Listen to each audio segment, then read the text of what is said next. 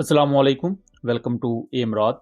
इस वक्त हम दो टॉपिक्स को डिस्कस करने जा रहे हैं। दोनों टॉपिक्स ही एक दूसरे के साथ इंटरलिंक्ड हैं। पहला तो आपने ये खबर सुन ली होगी कि पाकिस्तान नेवी ने एक ऑपरेशन लॉन्च किया है अरेबियन सी में, और इस ऑपरेशन का नाम है महफुजुल बहर। इस ऑपरेशन में पाकिस्तान अपनी मल्टीपल वॉरशिप्स को इन एरियाज में डिप्लॉय करेगा। दूसरी तरफ सऊदी अरब की तरफ से एक वार्निंग दी गई है ईरान को कि आपकी सरजमीन से अटैक सऊदी अरब में आए हैं और इवन उनमें कुछ सिविलियन कैजुअलिटीज हुई हैं। सऊदी अरब का ये कहना है कि अगर ईरान के इस तरह के अटैक्स कंटिन्यू रहते हैं तो फिर सऊदी अरब के पास ये हक होगा कि वो अपनी सरजमीन के दिफा के लिए ईरान पर अटैक कर सके। इस पूरी सिचुएशन में पाकिस्तान फंस चुका है और इंडियन साइड पर प्रॉपर प्रोपेगेंडा जारी है। और जिस वार्निंग की मैं बात कर रहा हूँ ये रिसेंट वार्निंग है जो कि 8 से 9 मार्च के दरमियान दी गई है। इससे पहले भी एक दो वार्निंग्स दी जा चुकी हैं। लेकिन अगर हम पहले टॉपिक को डिस्कस करें पाकिस्तान नेवी से रिलेटेड, तो पाकिस्तान नेवी ने एक ऑफिशियल वीडियो जारी की है जिसमें पाकिस्तान नेवी की Tughril class warship multiple cargo ships को एस्कॉर्ट कर रही है। अब आप सोच रहे होंगे कि ईरान ने स्ट्रेट ऑफ हॉर्मुज बंद कर दिया है, ईरान वहां मल्टीपल कार्गो शिप्स पर अटैक कर रहा है, तो पाकिस्तान नेवी इस पूरे मामले में क्यों कूद रही है? हालांकि पाकिस्तान तो पूरे मामले में है ही न्यूट्रल, ना हम अमेरिका की साइड पर और ना ही हम मिलिटरली ईरान की साइड पर। डिप्लोमेटिकली पाकिस्तान ईरान की सपोर्ट कर रहा है और एक हद तक गल्फ कंट्रीज की भी। तो मसला कुछ यूं है कि जिन कार्गो शिप्स पर अभी तक अटैक हुआ है वो या तो इजरायली बाउंड थी या वो अमेरिकन बाउंड थी। तो इन दो कैटेगरीज के अलावा अभी तक किसी दूसरी कार्गो शिप पर अटैक नहीं हुआ, लेकिन एक पोटेंशियल थ्रेट तो मौजूद है क्योंकि इस दौरान कई फॉल्स फ्लैग भी देखे गए, जैसा कि यूएई पर कई रेजिडेंशियल एरियाज पर ड्रोन्स गिरे हैं। इसके साथ साथ सऊदी अरब में ऑयल रिफाइनरी पर अटैक हुआ जिसको लेकर सऊदी अरब कहता है कि ये ईरानियन ड्रोन था, ईरान कहता है कि ये इजराइल की तरफ से एक फॉल्स फ्लैग था, हम इसके पीछे नहीं थे। और पाकिस्तान ने इसके इनिशियल राउंड में मीडिएशन भी करवाई जिस पर सऊदी अरब और ईरान दोनों ने पाकिस्तान का शुक्रिया अदा किया। लेकिन जहां तक बात है वॉरशिप डिप्लॉयमेंट की, तो ये एक नॉर्मल डिप्लॉयमेंट है एक्स्ट्रा ऑर्डिनरी सिचुएशन में जहां गैर मामूली सूरत हाल आपके सामने है। पोटेंशियल खतरा भी आपकी कार्गो शिप्स पर है और पाकिस्तान की चूंकि 95% ट्रेड ही समुद्र के रास्ते होती है, तो यहाँ अगर एक कार्गो शिप भी हिट हो गई तो पाकिस्तान के लिए वो बड़ी परेशानी कॉज करेगा। दूसरी तरफ यहाँ अब ईरान पर भी क्वेश्चंस उठना शुरू हो चुके हैं। इवन मैं कई लोगों को देख रहा हूँ प्रॉपर अब ईरान पर तनकीद इस वजह से कर रहे हैं कि ईरान ने जब जंग शुरू की वो थी सिर्फ इजराइल और अमेरिकन इंस्टॉलेशंस को हिट करके वो अपनी रिटेलिएशन शो कर रहे थे और हर शख्स उनकी तारीफ कर रहा था कि ईरान जवाबी हमला कर रहा है, ईरान अमेरिका की तरह बिनात में मौजूद स्कूल्स पर मिसाइल्स नहीं गिरा रहा।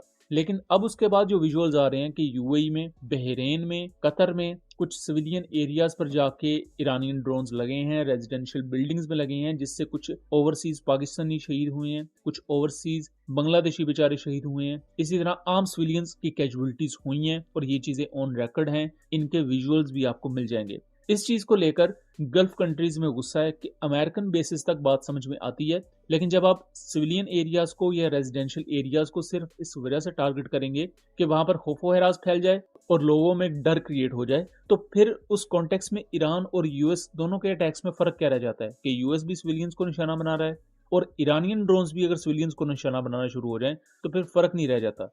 दूसरी तरफ बहरीन में से ग्राउंड अटैक्स लॉन्च किए गए हैं अमेरिका की तरफ से, जो कि बहुत ज्यादा कंसर्निंग है। और सबसे अहम चीज कि बहरीन ने इसकी इजाजत क्यों दी, या उनकी अगर इजाजत के बगैर ये अटैक्स किए गए तो इस पर बहरीन को नोटिस लेना चाहिए। और इसी चीज को ईरानियन फॉरेन मिनिस्टर ने हाईलाइट भी किया है। यहाँ बींगा पाकिस्तानी, सबसे पहले तो हमें अपने मफादात को देखना चाहिए, अपना इंटरेस्ट। और पाकिस्तान का इंटरेस्ट ये है कि पाकिस्तान की कोई कार्गो शिप हिट ना हो, ना ही वो किसी ईरानियन अटैक से हिट हो, ना ही वो किसी इजरायली फॉल्स फ्लैग से हिट हो, क्योंकि यहाँ दोनों की पॉसिबिलिटीज मौजूद हैं। क्योंकि जंग इतनी ज्यादा फैल चुकी है, क्योंकि अरब कंट्रीज हॉट हैं, ईरान हॉट है, इवन आजरबाईजान में एक अटैक हुआ है और उसको लेकर ईरानियन प्रेसिडेंट पज़ेश्कियान ने आजरबाईजानी प्रेसिडेंट से कॉल पर बात भी की है और इस मामले पर अफसोस का इजहार भी किया है कि दोबारा ऐसा कोई वाकया नहीं होगा। और इसी तरह ईरानियन प्रेसिडेंट पज़ेश्कियान ने गल्फ कंट्रीज में जो सिविलियन नुकसान हुआ है उस पर अपोलोजाइज किया है, माफी मांगी है, और ये मेरे नजदीक बहुत बड़ी चीज है। और मैं इस चीज पर तारीफ भी करूंगा ईरानियन प्रेसिडेंट की कि उन्होंने अपनी गलती मानी है कि जी ऐसा हुआ है। लेकिन इसके साथ साथ उन्होंने ये भी कहा है कि अरब कंट्रीज की सरजमीन हमारे खिलाफ इस्तेमाल ना हो, हमारा अरब कंट्रीज से कोई दुश्मनी नहीं है, वो हमारे दोस्त मुल्क हैं। लेकिन ईरानियन प्रेसिडेंट की इस तकरीर के फौरन बाद ही दोबारा से मिसाइल अटैक्स हो गए अरब कंट्रीज पर। अब इस पर जहां तक मेरा एनालिसिस है या जहां तक मेरी स्टडीज हैं, आईआरजीसी का जो कमांड सिस्टम है या उनका नर्वस सिस्टम है वो दुनिया की बाकी फौजों से डिफरेंट है। जैसे कि पाकिस्तान या इंडिया है, तो यहाँ अगर किसी थिएटर कमांड के जनरल ने या किसी हाई रैंक ऑफिशियल ने अपने पर्टिकुलर एरिया में कोई बड़ा अटैक लॉन्च करना है तो वो अपने मेन ऑफिस GHQ में बताएगा। अगर पाकिस्तान से है तो वो पिंडी में बताएगा, अगर कोई इंडिया से है तो वो दिल्ली में बताएगा। वहां से अप्रूवल आएगा तो वो ये चीज करेगा। ईरान में ऐसा नहीं है। ईरान में बेसिकली रूल्स कुछ यूं है फौजी लिहाज से कि अगर हालत जंग में है तो हर रीजनल कमांडर अपने तौर पर फैसले ले सकता है। अब आप जस्ट इमेजिन करें कि किसी ईरानियन रीजनल कमांडर के जाती फैसले के कॉन्टेक्स्ट में अजरबैजान के एक एयरपोर्ट पर हमला हो गया। उसके बाद ईरानियन प्रेसिडेंट अजरबैजान से इजहार अफसोस कर रहे हैं।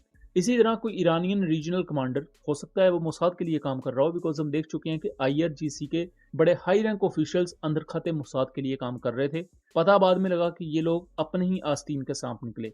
तो अगर ऐसा कोई रीजनल कमांडर पाकिस्तानी शिप पर या पाकिस्तान की तरफ आने वाली कार्गो शिप को हिट कर देता है तो वहां जाहिर बात है पहली जिम्मेदारी तो पाकिस्तान नेवी की है, क्योंकि पाकिस्तान नेवी ने ऑपरेशन ही इस वजह से लॉन्च किया है कि हमारी किसी शिप पर कोई अटैक ना आए और पाकिस्तान की ट्रेड को इंश्योर किया जा सके, क्योंकि वो पाकिस्तान का सर्वाइवल है। इसी के साथ साथ सऊदी अरब की तरफ से एक और वार्निंग, जो कि पहले की निस्बत ज्यादा सख्त वार्निंग आप उसे कंसीडर कर सकते हैं, ये ईरान को बावर करवाई गई है कि भाई देखें US बेसिस को अटैक हो रहा है अलहदा चीज़ है, लेकिन सिविलियन एरियाज को, रेजिडेंशियल एरियाज को, वाटर डिसैलिनेशन प्लांट्स को हिट ना किया जाए, ऑयल रिफाइनरीज को हिट ना किया जाए, क्योंकि इससे सिर्फ सऊदी अरब को नुकसान नहीं है, इससे उन तमाम कंट्रीज को भी नुकसान होगा जो सऊदी अरब से LNG या ऑयल वगैरह खरीद रही हैं, जिनमें पाकिस्तान, इंडिया, चाइना जैसे कंट्रीज भी आते हैं। दूसरी तरफ पाकिस्तान ने भी लास्ट भी जो मीडिएशन हुई थी उसमें भी ये चीज़ बावर करवाई थी ईरान को कि ईरान पाकिस्तान का कोई मुखालिफ कंट्री नहीं है, लेकिन अगर ईरान की तरफ से या ईरान के अंदर मौजूद कुछ लोग इस तरह के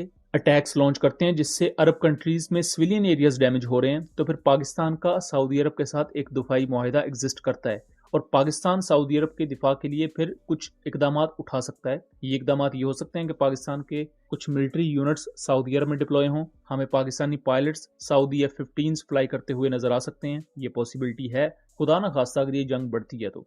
लेकिन इसका हमारे अपने मुल्क में मौजूद कोई ऐसे आस्तीन के सांप आप उन्हें कह सकते हैं जिनका काम सिर्फ पाकिस्तान को डिग्रेड करना या पाकिस्तान के खिलाफ बातें करना है, वो इसे किस तरह प्रेजेंट कर रहे हैं कि पाकिस्तान ईरान पर अटैक करने जा रहा है। हालांकि इस वक्त सऊदी अरब हो, तुर्की हो, पाकिस्तान हो, जितने भी ये मुस्लिम कंट्रीज हैं, ये पूरी कोशिश कर रहे हैं कि ईरान के साथ किसी कन्फ्रंटेशन में ना जाया जाए। दूसरी तरफ ईरानियन प्रेसिडेंट ने भी यही बात कही है, यानी ईरानियन प्रेसिडेंट भी वही मौक़िफ़ अपना रहे हैं जिस वक्त पाकिस्तान और सऊदी अरब का है। हाँ, हर मुल्क की अपने अपने कुछ तहफ़्फ़ुज़ात हैं और उनको लेकर बातचीत हो रही है, लेकिन इस चीज़ को लेकर हमारे अपने ही मुल्क में एक ऐसा तबका मौजूद है जिनको लगता है कि नहीं, पाकिस्तान अब बस ईरान पर अटैक करेगा, फलां मुल्क पर अटैक करेगा, जिसकी ना कोई सेंस बनती है ना वो लॉजिकली पॉसिबल है। और दोनों साइड पर जो कुछ गलत चीज़ें हो रही हैं वो बताने का मकसद कोई ईरान या अमेरिका की बुराइयां करना नहीं, अमेरिका की तो खैर बुराइयां करना जायज़ है, लेकिन वो बताने का मकसद ये है कि जंग कितनी ब्रूटल है और यहाँ कितने गलत फैसले हो रहे हैं। इवन दो कि आप किसी भी साइड को जितना मर्जी सही कहें,